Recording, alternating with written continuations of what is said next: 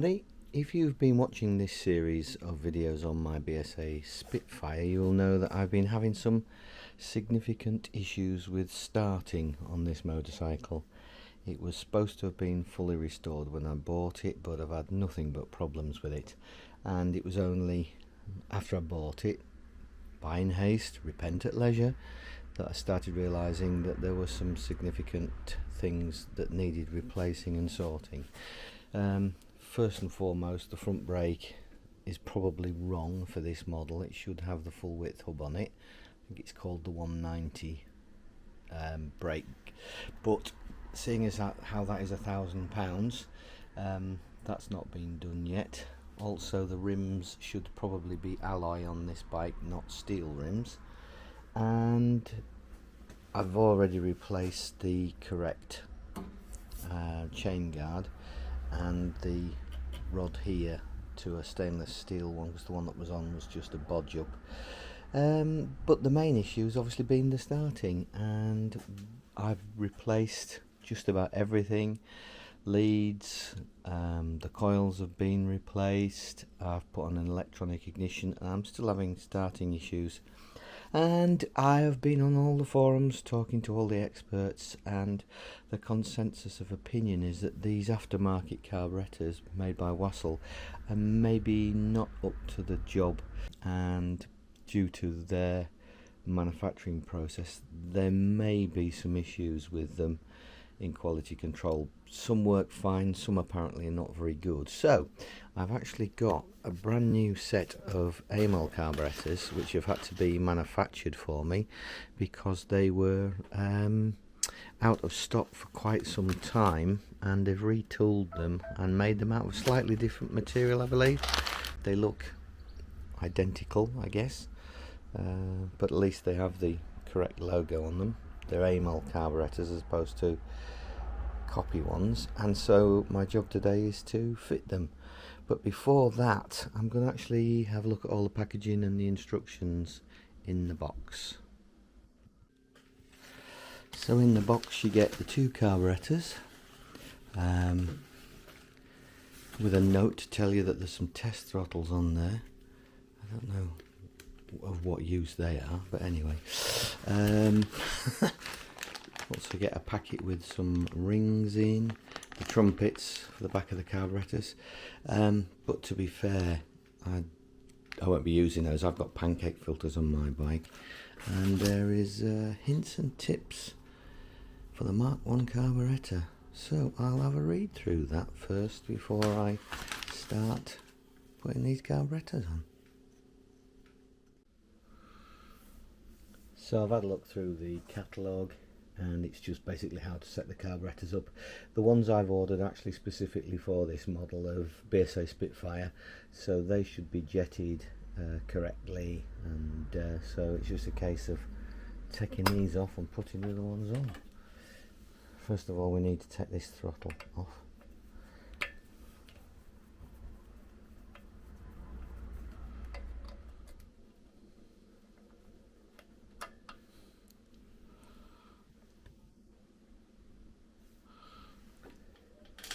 You may have noticed these rubbish filters, they just cracked after the first use, so I'm going to get some better ones for that.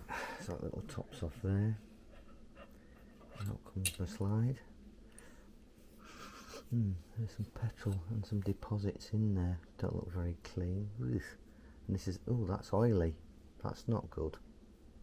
That's not good at all. Oh dear. Anyway.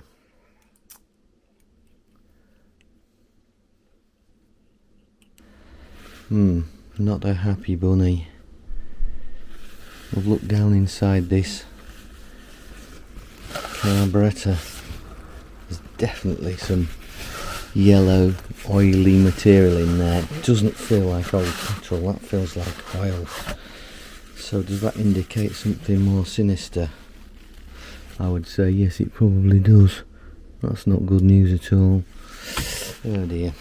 Anyway, so to get these apart, get the throttle out, what you need to do is just pull this spring back up,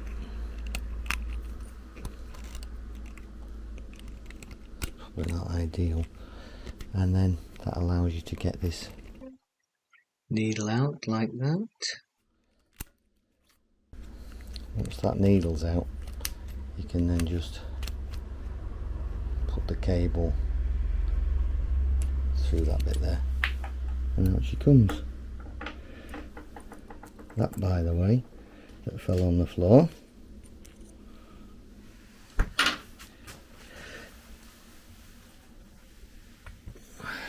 was the retainer for the needle.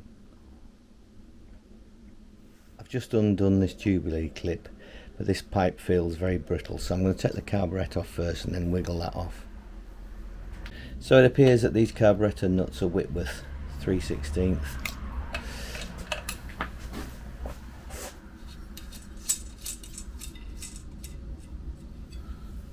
I know that this one doesn't clear this tickler, so you've actually got to let the carburettor come back to do that.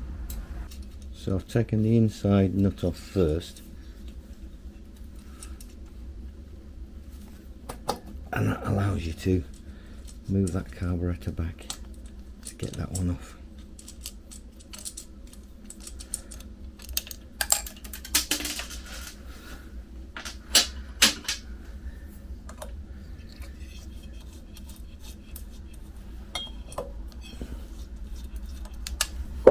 Oops, all fingers and thumbs today. That's the arthritis for you. So that's off now.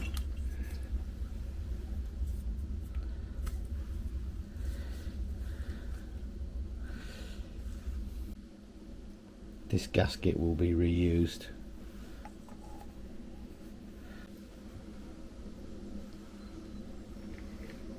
So you can push that down through there with a spring, and it goes into that hole and locates like that.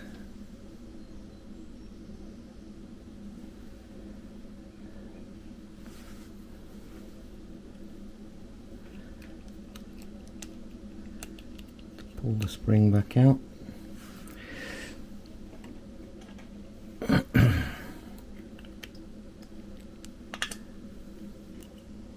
drop the jet back in. Needle back in like that. Right, that's all back together now.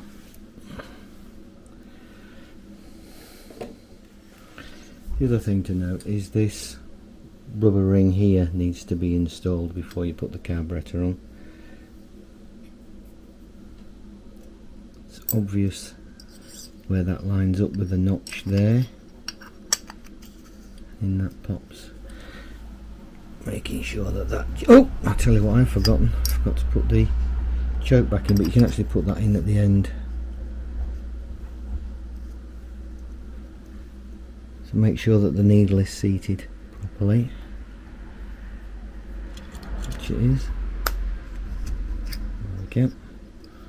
And then the last thing to do is to pop the choke assembly back in again. So that's the choke itself, and the spring, and the brass retainer. There we go.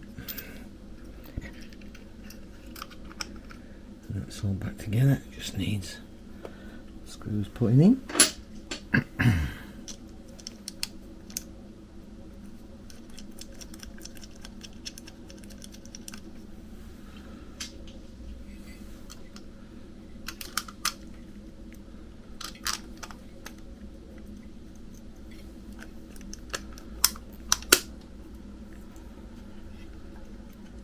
I'm actually running this bike without chokes. I don't know if that's a good move or a bad move, but we will see.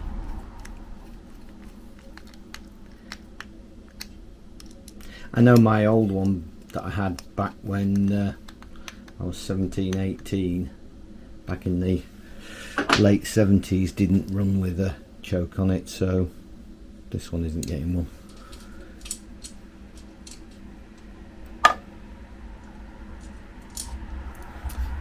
These carburetors, the old ones, actually have got a blanking plug rather than a cable retainer, so I may put these blanking plugs in just to keep dust out of the top of those. Well, I say I may, I will put them I spoke to Amal and they said that the carbs were set up exactly as they should be for my bike, so don't bother with the cables on the choke sliders. I may at some stage replace this fuel pipe. It doesn't feel the greatest. In fact, I will replace that fuel pipe. But for now, I'll just get these carburetors back on. New carburetor anyway.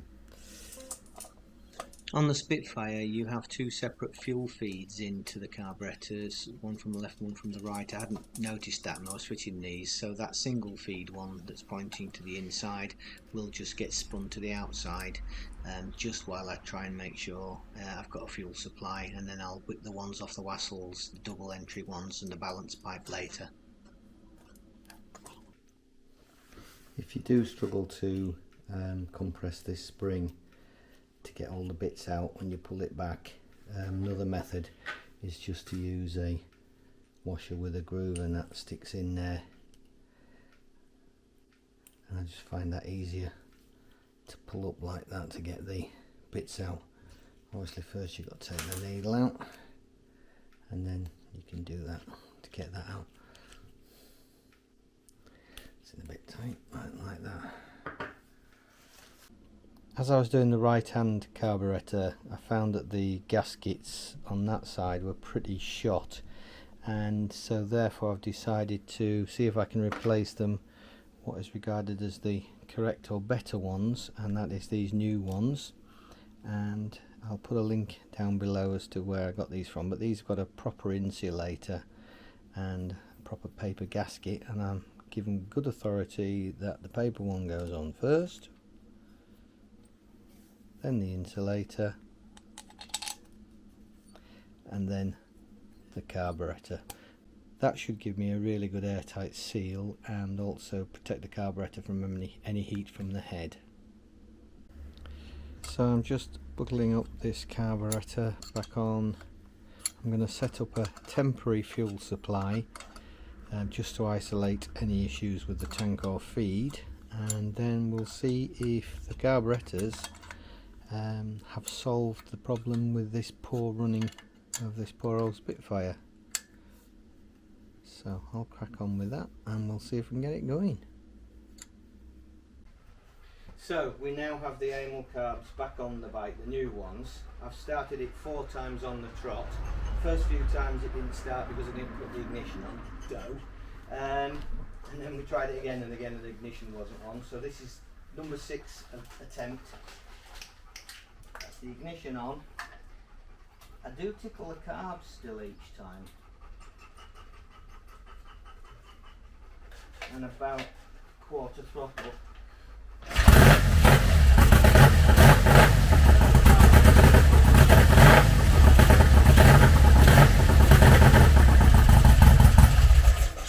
So it was the carburetors all this time, so the new carburetors seem to have solved the problem. And not only that, but the tappets sound a bit weird, so I'm going to check the top end again and rebuild it. Last time I took it out, it did have a bit of oil coming out of it, but there doesn't seem to be any today, so I'd say that was a result. Yay!